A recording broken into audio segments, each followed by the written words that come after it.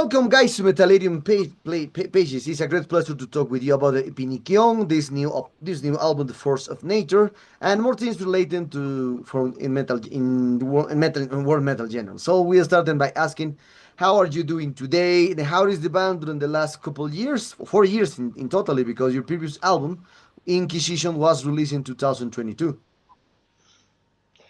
Oh, that's a lot of questions. I'm feeling fine, thank you. Me too. Doing good. Well rested after the tour finally. So Great.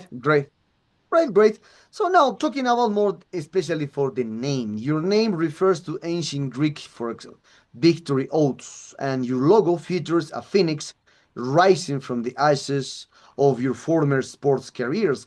So how does the winner's mentality translate into discipline required to produce an album of this scale? I think we are hard workers, all three of us, and that certainly comes from being a sports person. And that is an attitude, and I think you never lose an attitude. yeah, same goes for me. Like I have not been involved in top sport, but yeah, I think I have that same mentality. So all of us work hard and we work well together. So that helps, I think. Sports is also working together, working as a team and getting the best out of yourself. And you say that you didn't do top sport, but you were an Amazon and quite a good Yeah. one. So Yeah, horse riding. be too humble about yourself. Okay. So no, you describe your sound as a melodic and epic, but firmly rooted in the heavy with power metal stuff. So with the additional members like you, Kimberly, and Martin, so how has the Epinikion signature changed since your debut? Can you say something about that? I don't know. Yeah, it's not really power metal.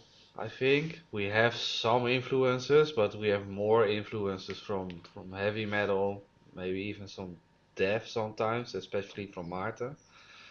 Um, Orchestra-wise, I think we learned better how to compose it and how to balance it compared to previous album.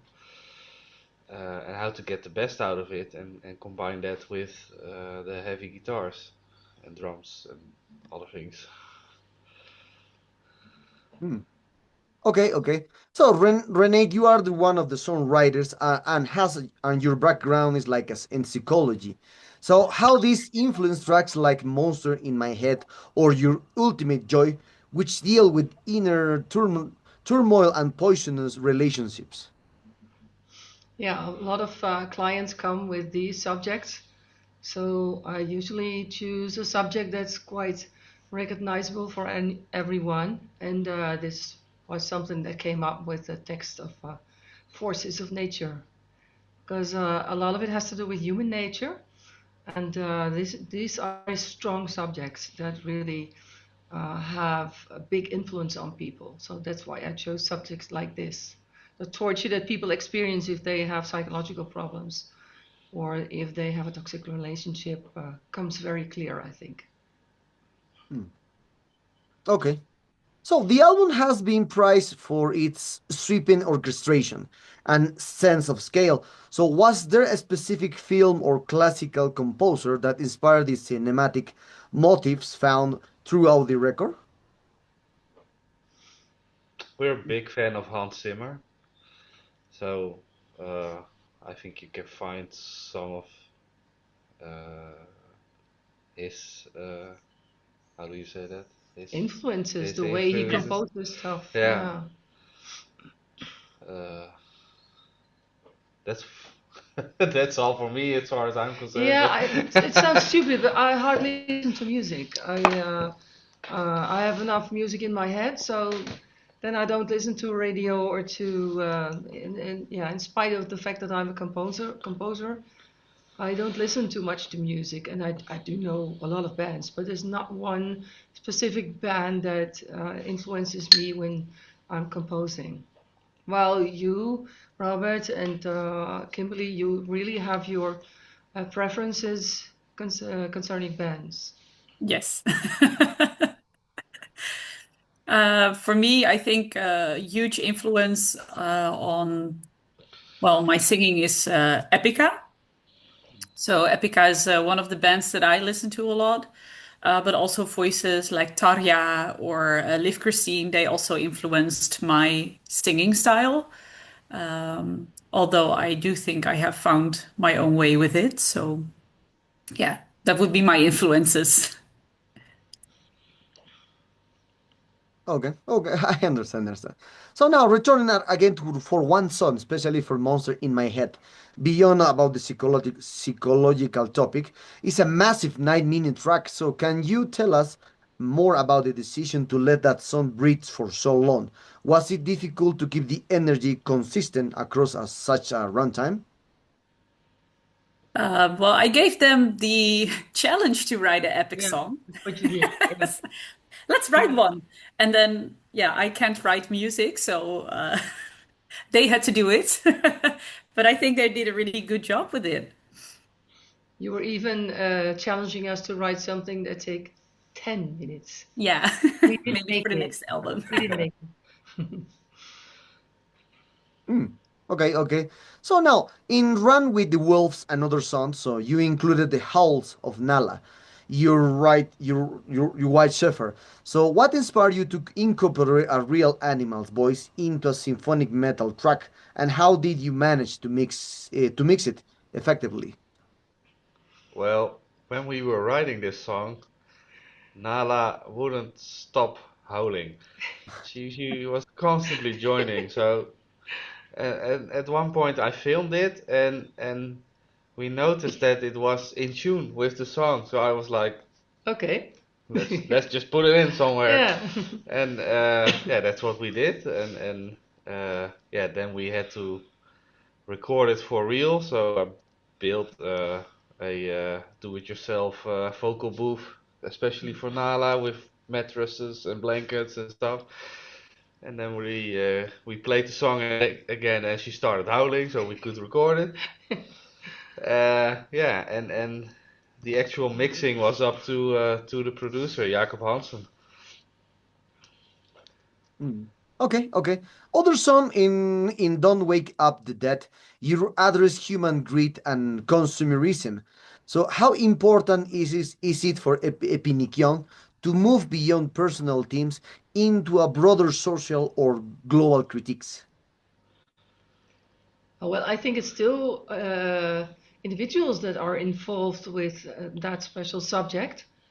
And I don't know even how I came up to the idea, but it fitted the song. You know, the song was quite bombastic and huge. So I also thought it earned a text like that. Okay, okay.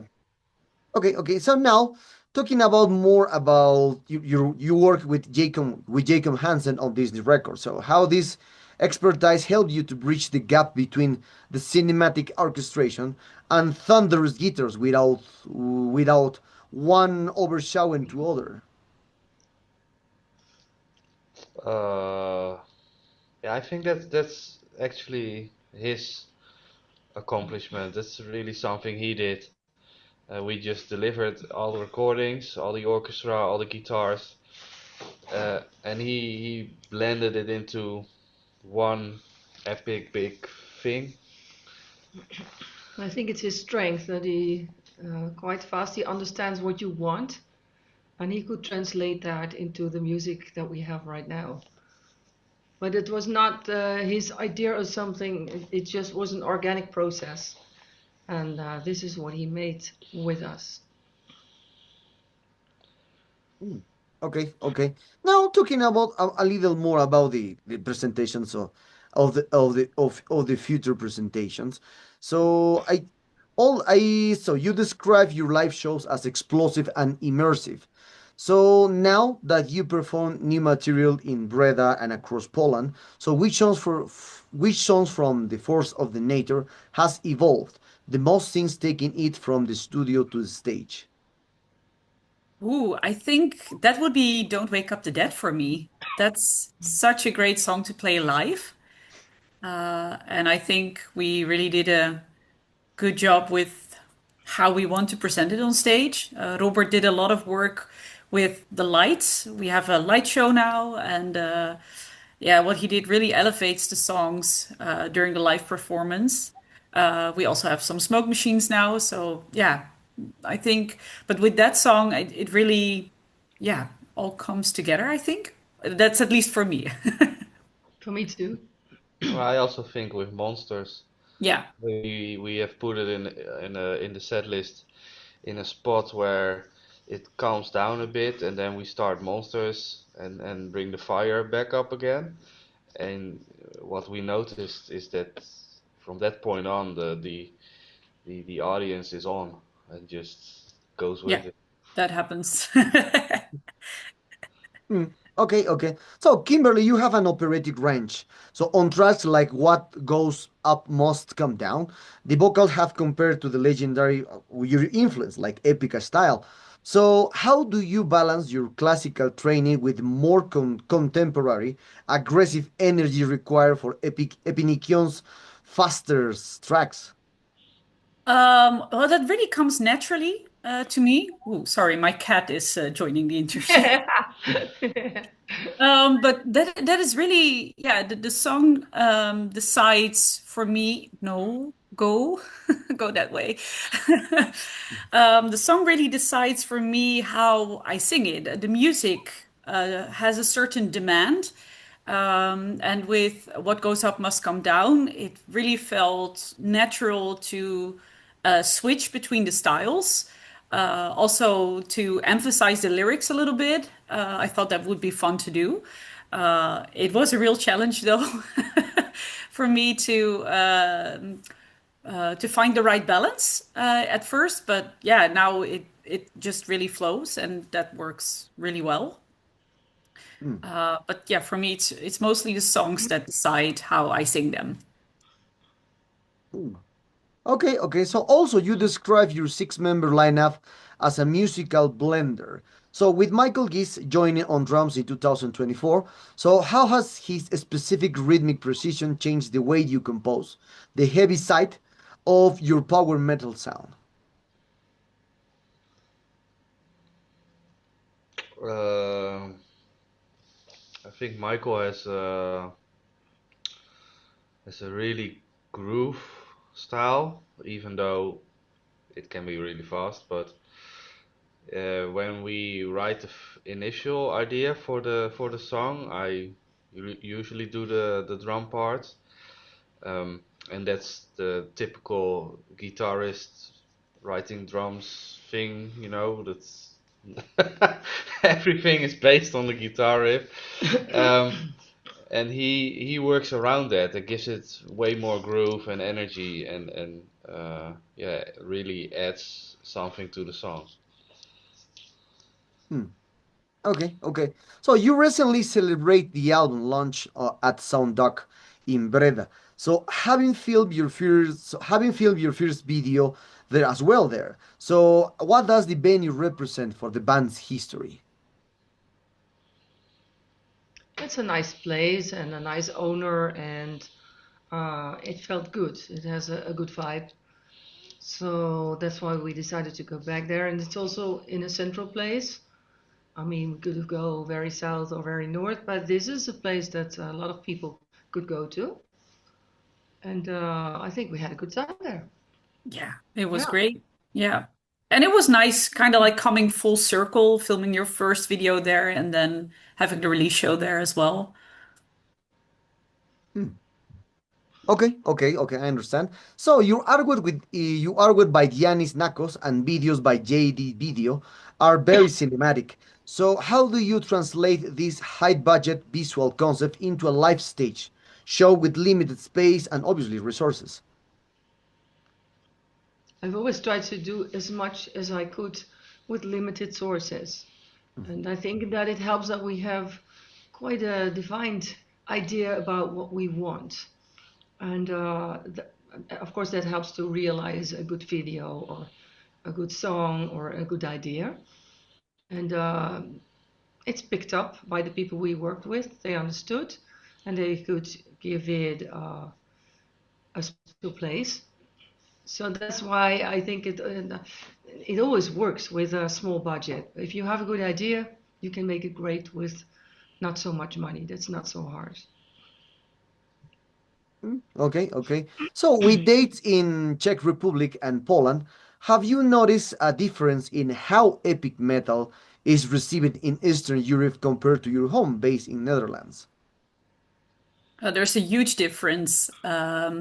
I think people there are more open to symphonic metal in comparison to the Netherlands. And also the people that were at the gigs, they really, really loved the music because they were going quite crazy and going along with us. So that really helps when they give that kind of energy back, at least for me. Yeah, for us too.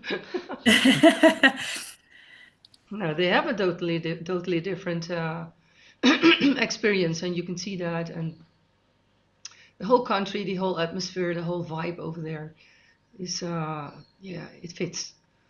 You know, all these old cities and these beautiful buildings, and it has something classical. And we, at least in the Netherlands and also in Belgium, are quite down to earth. And those people can really dream about big things. That's the difference there, between there and here. Hmm. Okay, okay. So now, talking about more, you choose to release this force of nature independently. So, what were the biggest challenges and the biggest freedoms? So you found in managing the entire releases cycle, or you well, yourselves? Yeah, it's always hard to find the right promoters and the right people to realize the whole project. Of course, that is hard. But we have a lot of platforms, magazines, web scenes. There's so much that you can do yourself these days. And of course, it gives a lot of freedom, but it's also hard to do it all by yourself because it costs a lot of money. And that means that you have to have people that are driven and fanatic and want to do it the best way they can, even though they have to pay a lot themselves, and not just paying, but also in time, energy, investment in all kinds of areas. So we were very lucky, and I'm still very happy that I have 6 people together that are willing to invest and do everything they can to make it the best it could be. Mm, okay, okay. So now, well, we are very close in this interview, guys. And for this, so what kind of promotion beyond the past gigs or tours that you did? What kind of promotion do you have for this Force of the Nature and obviously for Epinikion's career? Perhaps you're already working in a new album, or perhaps you release more videos. Who knows? What kind of plans do you have for Epinikion and for the Force of Nature? Well, we will play some shows in Belgium and France, besides the Netherlands. So that's the next 4 upcoming shows. And we hope to go to German-speaking countries as well, because they are also a big market for us. So that would be really nice if we could do that. Um, yeah, and Whatever comes our way. yeah. Yeah, let's go with the flow. Hmm. That's what we always did, so I wouldn't know how to change it. The only plans that we have is have fun together, make great music together. At least we think it's great, and realize how lucky we are, and then we'll see what happens. Okay, okay. So now, well, the last 2 questions for this one, for these interviews. One thing that I noticed while listening this, The Force of Nature, is that the album has sound or by reminiscence from 2000s when symphonic metal was experiencing a real resurgences thanks to Within Temptation at that moment with the second album Mother Earth. I remember very well that it was like a impact for the symphonic metal world at that moment.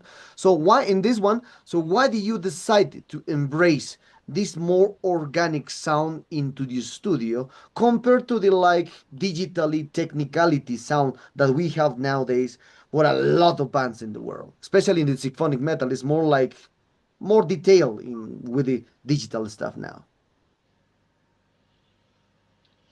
Uh, I think I guess we're just kind of old school. Yeah. Yeah, it's just I don't think it's a really uh, obvious choice we made or something to not do to not do a digital thing and to do the other thing. It's just yeah, this is just what we like making. We have a bunch of guitars and we have an orchestra and we like to blend that together, and sometimes we throw in a little bit of digital stuff if we think it adds something to the song. But yeah, as I said, I guess we're old school. Yep. Okay. And the last question for this interview is another interesting detail is that Within Temptation awakened the symphonic metal monster in the world, beyond Ethereum, obviously.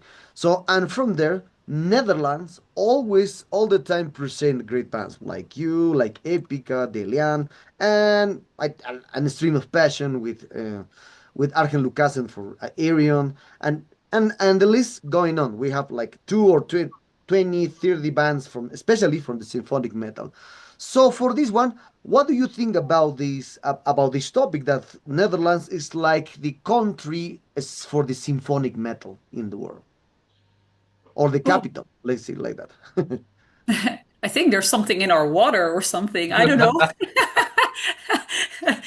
There has to be. Yeah, for some reason, I think it's very interesting because symphonic metal is not really valued so much in the Netherlands, but for some reason we have a huge, yeah, breeding space for good symphonic metal musicians.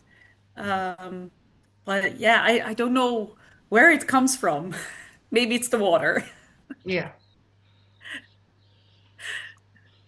Okay, okay, I understand. Well, guys, we arrived to the sad moment of this interview.